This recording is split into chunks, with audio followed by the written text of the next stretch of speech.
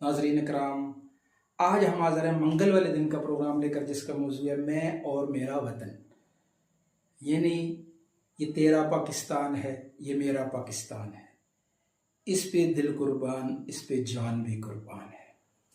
और ये क्यों है? ये फितरतन तबन अपने वतन के साथ हर आदमी को मोहब्बत क्यों होती है?